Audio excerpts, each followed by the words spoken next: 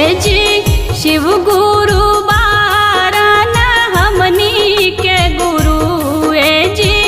शिव गुरु बारन हमनी के गुरु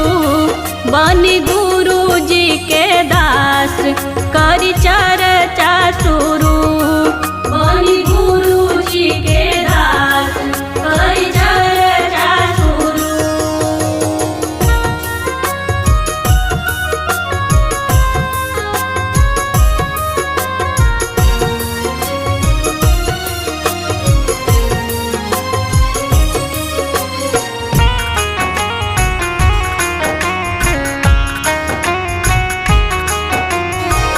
गुरु बिनु जिंदगी लागे सुनसान हो गुरु जी के कृपा से लागी चार चांद हो गुरु बिनु जिंदगी लागे सुनसान हो गुरु जी के कृपा से लागी चार चांद हो। गुरु के चरनिया में ध्यान धरू जी गुरु के चरनिया में ध्यान धरू बनी गुरु जी के दास करी चर्चा शुरू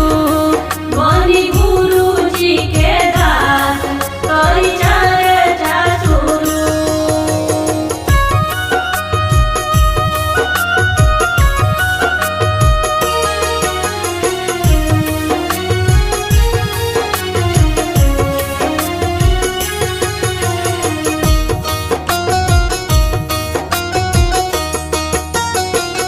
दया मांगी चर्चा करी बनी जाए दास हो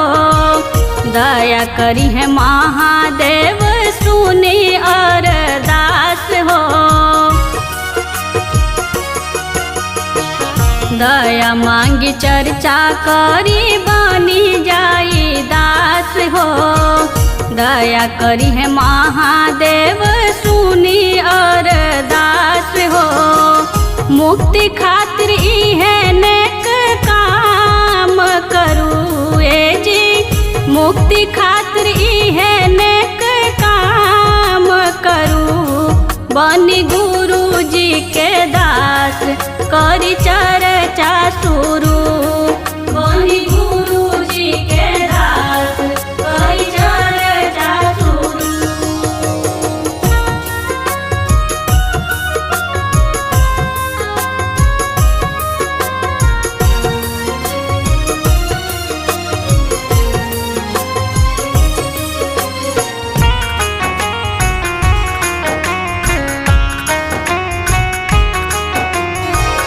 लिखेल गीतिया बाबा गणेश बिहारी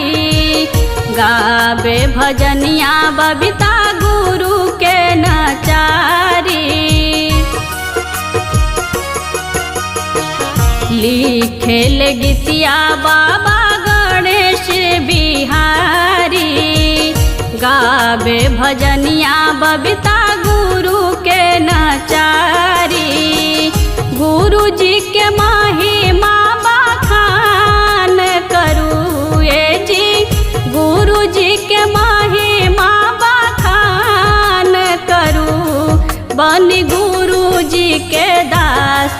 करी चर्चा शुरू बनी गुरु जी के दास करी चर्चा शुरू। जी शिव गुरु